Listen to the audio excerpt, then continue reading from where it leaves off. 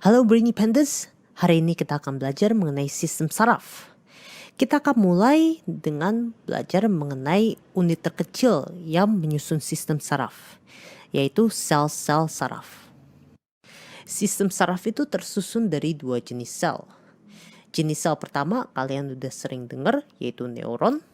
Dan jenis sel kedua mungkin rada jarang kita dengar, yaitu neuroglia.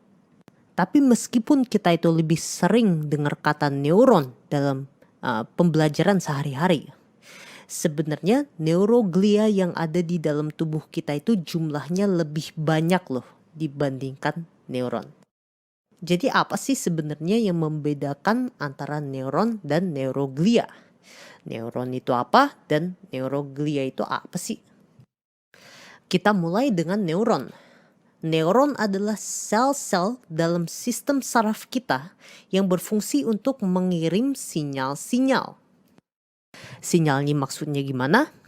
Ya misal, kalau kamu mau gerakin tangan kamu, berarti otak kamu akan mengirim sinyal melalui neuron kamu ke otot tangan kamu agar tangan kamu ini bisa gerak-gerak.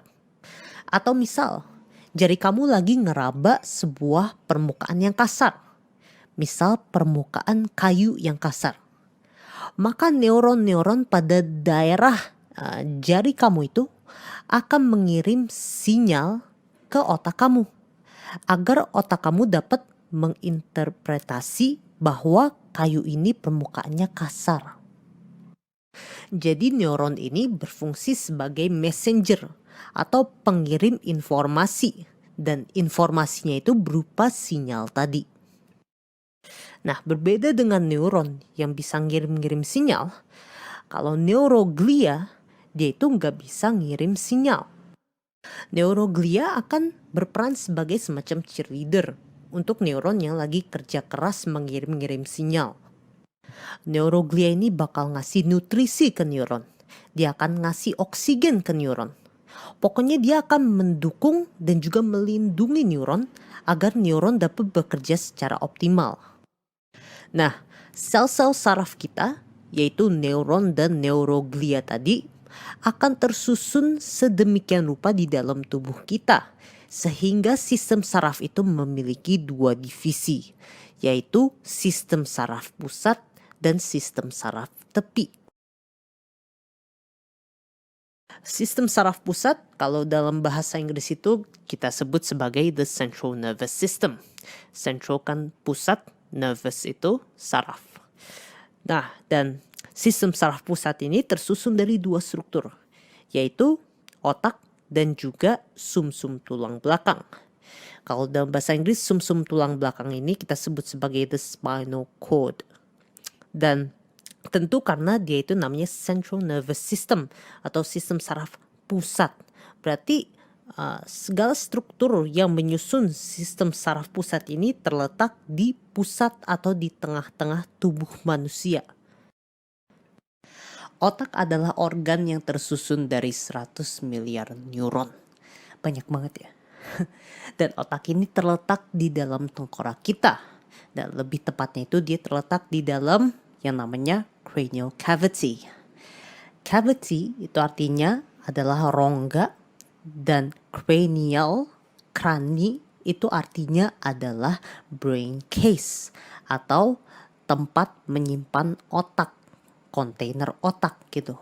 Jadi otak itu terletak di rongga yang terdapat di dalam tengkorak kita yang disebut sebagai the cranial cavity.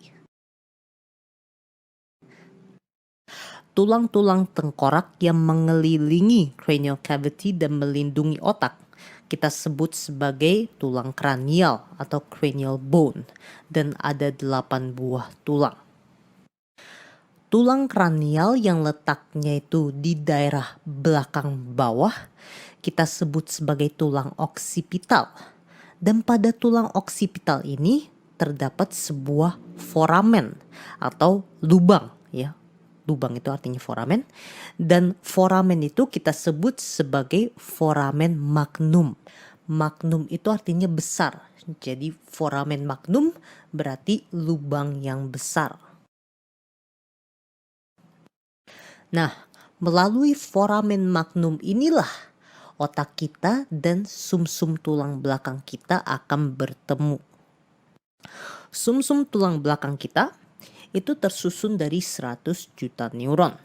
Lalu, sumsum tulang belakang dilindungi oleh vertebral column. Atau kalau dalam bahasa Indonesia, ya dia dilindungi oleh tulang belakang kita. Jadi posisinya seperti ini. Sumsum tulang belakang itu seperti ada di dalam tulang belakang kita. Oke, Brainy Pandas. Divisi sistem saraf berikutnya adalah sistem saraf tepi. Atau kalau dalam bahasa Inggris, the peripheral nervous system. Peripheral itu artinya tepi. Dan sesuai dengan namanya, sistem saraf tepi, ya kan?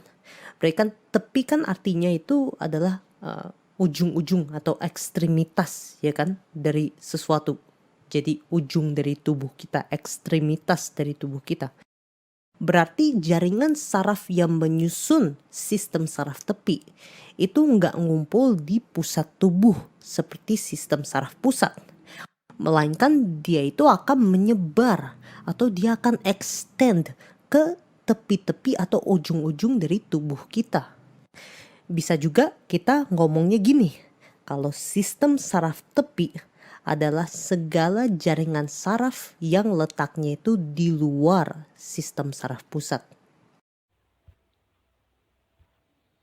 Biolistrik adalah energi yang dimiliki setiap manusia yang bersumber dari ATP, di mana ATP ini dihasilkan oleh salah satu energi yang bernama mitokondria melalui proses respirasi sel.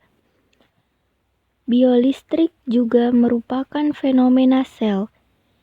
Sel-sel mampu menghasilkan potensial listrik yang merupakan lapisan tipis muatan positif pada permukaan luar dan lapisan tipis muatan negatif pada permukaan dalam bidang batas atau membran. Kelistrikan yang dimaksud adalah segala sesuatu yang berkaitan dengan muatan-muatan, ion-ion yang terdapat dalam tubuh, dan medan listrik yang dihasilkan oleh ion-ion dan muatan-muatan tersebut, serta tegangan yang dihasilkan. Tegangan listrik atau sering disebut potensial listrik dapat dihasilkan oleh sel-sel tubuh. Tegangan yang dihasilkan disebut sebagai tegangan bio atau biopotensial. Tegangan sel dapat bertahan konstan dalam jangka waktu yang lama, namun dapat pula diubah melalui suatu perlakuan internal maupun eksternal dalam bentuk gangguan atau rangsangan. Manfaat biolistrik berfungsi untuk mengendalikan dan mengoperasikan saraf otot dan berbagai organ. Pada dasarnya, semua fungsi dan aktivitas tubuh sedikit banyak melibatkan listrik. Gaya-gaya yang ditimbulkan oleh otot disebabkan oleh tarik-menarik antara muatan listrik yang berbeda. Kerja otak pada dasarnya bersifat elektrik. Semua sinyal saraf dari dan ke otak melibatkan aliran arus listrik. Aplikasi biolistrik dalam tubuh. Sel saraf atau neuron. Sel saraf atau neuron adalah satuan kerja utama dari sistem saraf yang berfungsi menghantarkan impuls listrik yang terbentuk akibat adanya suatu stimulus. Sel saraf mempunyai cabang, yaitu dendrit dan akson. Dendrit berfungsi mengirimkan impuls ke badan sel saraf, sedangkan akson mengirimkan impuls dari badan sel ke jaringan lain.